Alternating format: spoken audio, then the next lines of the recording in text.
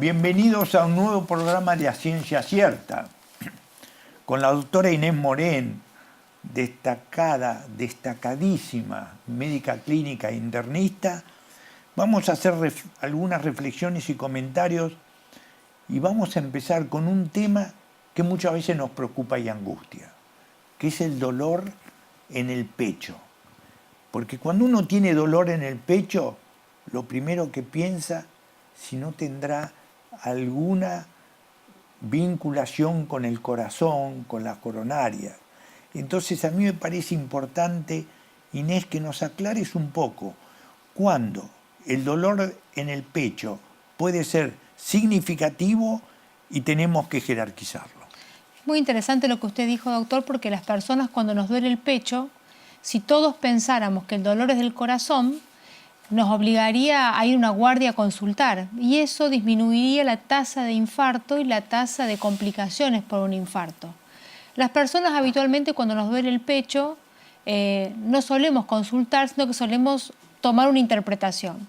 Y en la interpretación es distinto lo que piensa una mujer que lo que piensa un hombre. De hecho, la mujer no jerarquiza mucho el dolor de pecho y lo asocia a movimientos, a ansiedad, a angustia, y eso hace que la mujer consulte tardíamente en una guardia.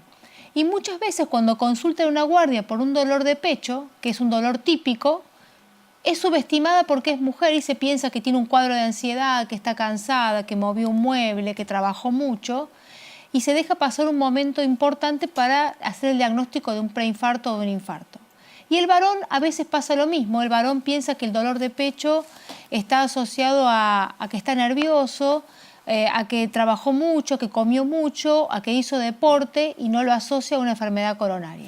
A mí me gustaría, Inés, decir que nos digas, o digamos, 3 situaciones donde el dolor de pecho uno tiene que jerarquizarlo por la posibilidad que tenga relación con el corazón. Una cosa importante es si tenemos más de 30 años y nos duele cuando nos movemos, cuando hacemos ejercicio, cuando estamos en movimiento. Eso quiere decir que cuando yo estoy en movimiento, el corazón trabaja más. Si yo, por ejemplo, estoy caminando y me tengo que detener porque me duele el pecho, esa es una de las principales alertas. Si yo estoy haciendo una actividad laboral porque estoy moviéndome de un lado a otro y me duele el pecho y tengo que detenerme, eso es un momento de alerta. El segundo. Que cuando yo me vuelvo a poner en movimiento, vuelve a aparecer el dolor. Eso es la reaparición del dolor con el movimiento, o que el dolor se irradie, ya no se queda en el pecho, se va a la mandíbula, se me va al brazo, a la axila, a la garganta. Eso es otro momento de alerta. Sí. Y el tercer aspecto que a mí me parece importante saber que muchas veces el dolor no es en el pecho, donde uno piensa aquí en la parte de adelante, sino también puede ser hacia atrás, puede ser en la espalda, pero lo que hay que jerarquizarlo, que se incrementa cuando nos movemos o hacemos alguna actividad. En esa situación, a mí me parece que es muy importante consultar a un buen centro médico donde haya un cardiólogo o un especialista que nos pueda evaluar. Habitualmente, ¿las evaluaciones en qué consisten? La evaluación en una guardia, no hace, salvo que sea una ciudad que tenga centros cardiológicos, un médico internista recibe al paciente, hace un interrogatorio y siempre le hace un electrocardiograma y le toma una muestra de sangre para hacer enzimas cardíacas, que son unas sustancias que suben en la sangre cuando el dolor de pecho es de origen del corazón. Cuando el electrocardiograma es normal y las primeras enzimas son normales, lo dejamos al paciente, si está jerarquizado, en lo que se llama una unidad de dolor. Lo dejamos 12 horas, entre 8 y 12 horas, para hacer un nuevo juego de enzimas, un nuevo electrocardiograma. Ahora, si el electrocardiograma está alterado, uno ya tiene algún patrón de seguimiento, una norma a seguir para que ese paciente jerarquizarlo e interpretar qué tipo de problema coronario tiene. Me parece muy importante lo que tú has dicho, porque después de la evaluación inicial con el electrocardiograma y cuando las enzimas están un poco alteradas, después viene un estudio que se hace en muchos centros, que es el estudio hemodinámico. El estudio hemodinámico es fundamental. A uno va a estos centros especializados, hay muchos, donde el especialista hemodinamista le coloca a través de un catéter un material de contraste que permite visualizar cómo están las coronarias. Y allí es cuando el médico muchas veces encuentra una alteración importante de las coronarias y hace lo que se llama el stent. ¿Qué es el stent? Bueno, es cuando una coronaria está obstruida, se dilata con un balón y se coloca como un pequeño rulero dentro de la arteria coronaria, y ese pequeño rulero realmente la expande la arteria y permite que vuelva a circular la sangre por la arteria y que llegue la sangre al tejido que duele. ¿Por qué duele el corazón? Porque una parte quedó deprivada, sin sangre, y eso genera un estímulo nervioso que da dolor y se corrige con un stent cuando hay una lesión. Lo que a mí me parece muy importante escuchar muy bien al hemodinamista, porque el hemodinamista muchas veces ve que hay situaciones que la puede solucionar con un stent y hay otras situaciones que requieren una intervención quirúrgica, las clásicas cirugías que introdujo el doctor Favaloro, que es el bypass coronario, que nos permite realmente solucionar algunos problemas que hasta no hace mucho tiempo no tenían solución. Cuando uno habla muchas veces de estas situaciones, tiene en mente lo que se llama cuáles son los factores que condicionan o favorecen los problemas coronarios. Bueno, los factores de riesgo de las personas, que también los jerarquizamos cuando viene una guardia un paciente, son: si el paciente tiene diabetes, es un equivalente a enfermedad coronaria. O sea, si el paciente a la consulta viene es diabético y nos dice nos duele el pecho, para nosotros es un infarto hasta que se demuestre lo contrario. Que el paciente tenga colesterol elevado y no recibe el tratamiento porque no lo quiere tomar o porque no lo tiene indicado aún. Que el paciente sea hipertenso, que el paciente sea obeso, que el paciente fume. La combinación de todas esas, que el paciente tenga sobrepeso u obesidad, que el paciente tenga antecedentes familiares de muerte súbita en personas menores de 50 años. Y eso también nos permite a los médicos, cuando tenemos dudas, y junto con el estudio hemodinámico o antes, hacer una ecografía cardíaca, que nos da mucha información sobre el movimiento del ventrículo izquierdo y para ver si hay un fenómeno que ahora cada vez se ve más porque hay mejores métodos para diagnosticarlo, que es un fenómeno Takotsubo. Takotsubo es un tipo de ánfora que se usa en Japón para pescar pulpos y que si uno mira el corazón en el ecocardiograma se ve como si fuera como una ánfora constreñida. Eso es un fenómeno de vasocontracción que puede dar las enzimas elevadas pero las coronarias normales, y es una enfermedad muy común en las mujeres. Muy, muy buena reflexión. Después vienen otros dolores torácicos y lo que tenemos que tener presente que muchas veces tenemos dolor torácico por problemas osteoarticulares. Y una de las características que tienen estos dolores es que cuando nosotros nos apretamos con el dedo el sitio donde hay dolor, nos duele.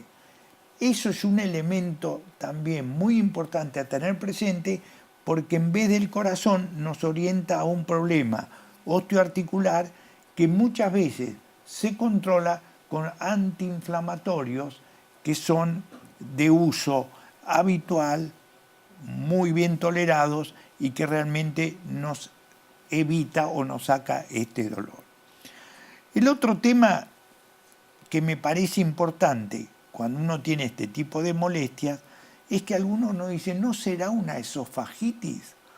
Entonces a mí siempre me preocupa la confusión entre la esofagitis con el dolor coronario. Entonces tenemos que hacer una muy buena evaluación y cuando pensamos en esofagitis, ¿qué tenemos que tener en cuenta y a quién consultar? Bueno, Uno generalmente hace el diagnóstico de esofagitis cuando descartó que no tenga una enfermedad coronaria el paciente.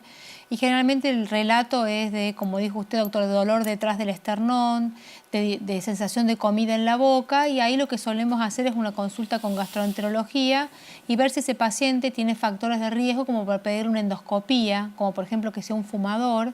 Y eso amerite una endoscopia que haga un diagnóstico de esofagitis o de una úlcera.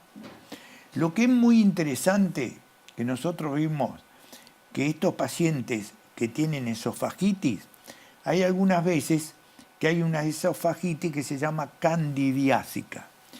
Cuando hay una esofagitis candidiásica es muy importante consultar a un infectólogo porque tenemos que ver por qué el paciente tuvo la cándida. Porque hay algunas enfermedades importantes que bajan las defensas y que hacen que uno tenga la esofagitis candidiásica, que se controla, se trata, pero que hay que evaluarla adecuadamente.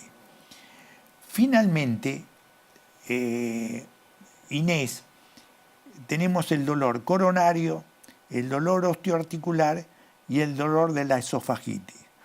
Y algunas veces, mis queridos amigos, hay veces que tenemos dolor y no sabemos la causa. Y entonces se llama dolores funcionales. No decimos, usted no tiene dolor en el pecho, pero muchas veces se le estudia todo y no se le encuentra la causa. Esas situaciones se llaman situaciones funcionales que algunas veces son causa de ansiedad, de depresión o de alguna situación no orgánica y que también tenemos que tener presente. Mis queridos amigos, tengan presente el dolor torácico, siempre hay que aclararlo. Descartar primero lo coronario, segundo lo osteoarticular, tener presente la esofagitis y también tener presente que muchas veces no sabemos la causa, no es nada importante, pero es molesto. Estábamos conversando con Inés que hay una situación que me parece importante aclarar, clarificar y ver cómo manejarla. Es lo que se llama lumbalgia. Es el dolor en la espalda, que puede ser agudo, puede ser crónico.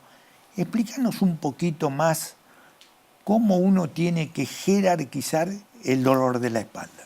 Bueno, el dolor de la espalda, dolor de cintura, la lumbalgia es una de las enfermedades o las situaciones más comunes que hay, una importante causa de ausentismo laboral.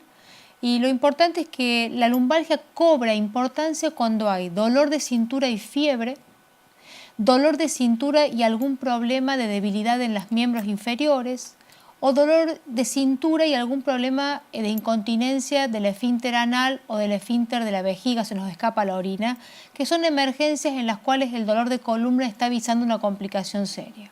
La mayoría, el 98% de las enfermedades está asociado a un movimiento. La persona cuenta que hizo una mudanza, que caminó mucho, que anduvo en bicicleta y hay dolor de cintura.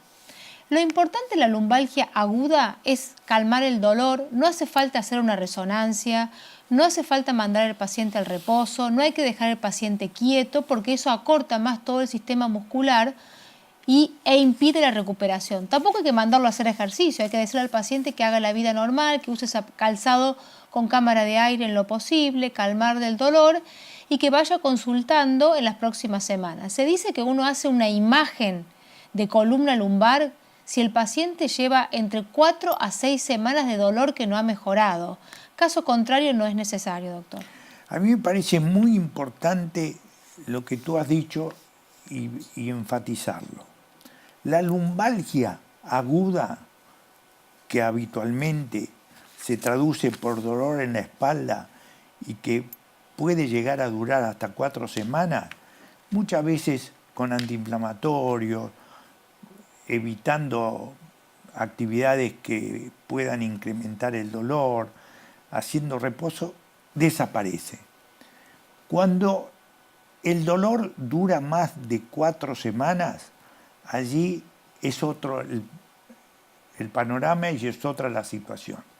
Ahí es muy importante ver a un buen especialista, que los hay, de columna, para ver por qué yo tengo ese dolor en la columna. Y ahí vienen los estudios que habitualmente se pueden pedir. Bueno, uno puede pedir, por ejemplo, una resonancia magnética en la cual podemos ver si hay alguna lesión que comprima la zona de la médula. Podemos ver a veces discitis, que son enfermedades de los discos. Podemos ver que el paciente tiene alguna escoliosis y se comprime la salida de algún nervio. O podemos ver, por ejemplo, si es el caso de una mujer que hizo alguna fractura vertebral. Pero la realidad es que todas esas cosas también se pueden ver con una radiografía común, que a veces sí se lo pedimos a los pacientes en el momento de la consulta, como para descartar que no tenga nada grosero. Hay una patología que en estas situaciones muchas veces los especialistas la rotulan, que es la espondilodicitis. Es decir, es una inflamación del disco vertebral que es llamativa.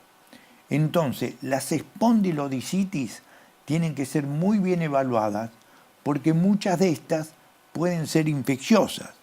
Y cuando son infecciosas requieren de un muy buen traumatólogo especialista hacer algunas veces algunas punciones para determinar si hay gérmenes o no.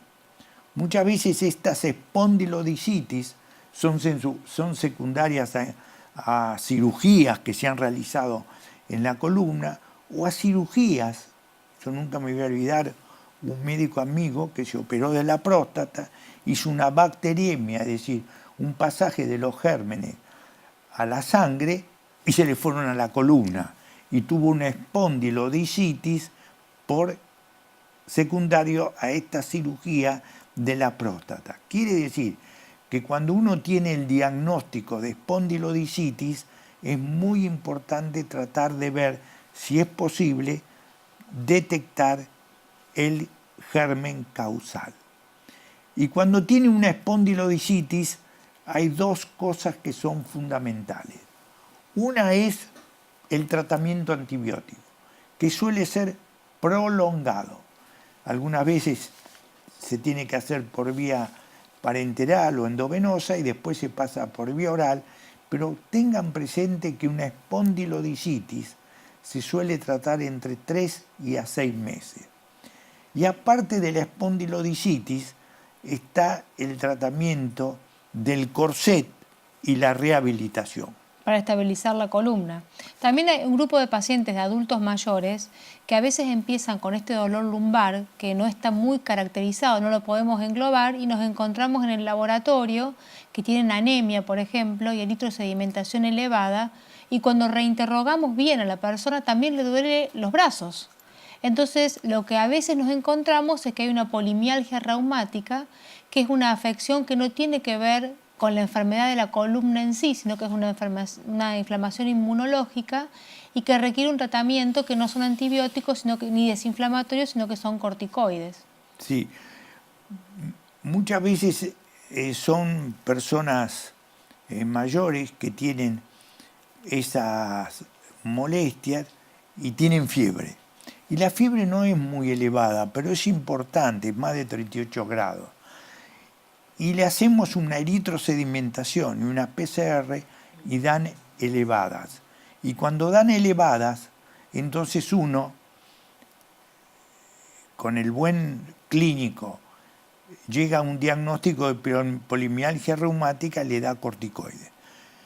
¿Cuánto se da de corticoides y durante cuánto tiempo? Bueno, una vez establecido el diagnóstico se dan dosis bajas de corticoides, el paciente realmente en una semana cambia completamente su clínica, se siente muy bien y son tratamientos de a veces hasta 2 años. Uno intenta bajar el corticoide y el paciente recae o no y según eso lo prolongamos, habitualmente entre 1 año y medio y 2 años de tratamiento. Y en general se pueden utilizar dosis no muy elevadas. De hecho, dosis muy bajas se usan. Dosis muy bajas de corticoides y por vía oral. Ahora viene el otro tema, que hay personas que nos consultan porque tienen dolores en la cadera o en las articulaciones de la rodilla y le hacen el diagnóstico de artrosis. Contanos un poquito cómo es esa situación y yo después te cuento, porque trabajamos con un muy buen traumatólogo, cómo se maneja. Bueno, la artrosis es el desgaste natural que tienen las articulaciones, en las cuales no hay inflamación sino desgaste. Y como la superficie de la articulación es lisa, cuando se desgasta se torna un poco rugosa y eso hace que cuando caminemos, por ejemplo en la cadera o cuando nos desplacemos, por ejemplo en la rodilla, haya dolor que limite el desplazamiento y las personas tienden a no caminar. Cuando eso sucede es un momento oportuno para consultar con un traumatólogo que evalúe la articulación con una radiografía o una resonancia o una tomografía y muchas veces se planea y se plantea el reemplazo de la articulación teniendo en cuenta algunas consideraciones. Por ejemplo, si la persona tiene artrosis de rodilla, que todos tenemos después de los 50 años, pero tiene sobrepeso, como es una articulación de carga, si esa persona inicia un plan de descenso de peso en un año y medio, es muy probable que le duela mucho menos la rodilla y no haga falta reemplazarlo. La cadera suele ser similar, aunque la cadera es una articulación de mayor desgaste y debemos estar atentos que ese reemplazo del momento de que lo limite en su actividad de la vida diaria. Hay un tema que a mí siempre me impactó cuando le preguntamos a algunos médicos, como el doctor Carlos Di Stefano, que es un destacado traumatólogo con quien trabajamos, le preguntamos, Carlos, ¿cuándo hay que operar a un paciente de una artrosis? Y él nos dice, cuando el paciente nos lo pida.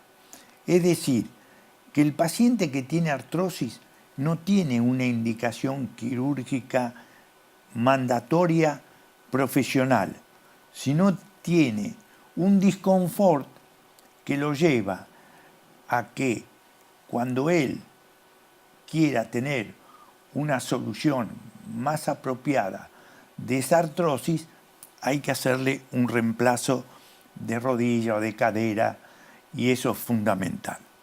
Lo que tenemos que tener presente, que cuando uno se opera de una artrosis, tiene que elegir un muy buen profesional y tenemos que tener presente que en general en las cirugías hay que hacer una profilaxis o prevención, lavados, antibióticos, etcétera, para poder llevar al paciente y que no se complique. Porque la complicación más tremenda de una operación de prótesis es la infección protésica. Y frente a la infección protésica, cuando aparece que se ve en el 3% a 5% de los operados, hay que hacer un muy buen manejo porque el paciente muchas veces no quiere volver a operarse. Y entonces ahí se distinguen el paciente que tiene una infección de prótesis con dolor o sin dolor. ¿Qué se hace cuando hay dolor? Bueno, cuando hay dolor se hace lo que se llama una revisión de la prótesis, que es una evaluación, un lavado de la prótesis, una toma de cultivos. Si es necesario, el cirujano retira la prótesis y pone un expansor, hasta un tratamiento antibiótico que a veces son de largo aliento, de meses, y cuando todo esté estéril se vuelve a colocar una prótesis. Pero el dolor es la indicación de que ese paciente necesita una revisión de la cirugía. Lo que hay que tener presente, como dijo Inés, estos pacientes pueden ser que tengan dolor, una prótesis infectada, que esté con dolor, sin dolor. Las prótesis infectadas sin dolor, nosotros podemos manejarlas con antibióticos adecuados en forma prolongada y muchas veces se evita el reemplazo de la prótesis. Yo creo que queda claro entonces que hay que hacer siempre, frente a una situación médica de lumbalgia, espondilodicitis, artrosis, hay que hacer un muy buen diagnóstico para saber de cómo hacer un manejo adecuado. Mis queridos amigos, le agradecemos mucho por habernos acompañado y lo invitamos próximamente a un nuevo programa de A Ciencia Cierta. Gracias.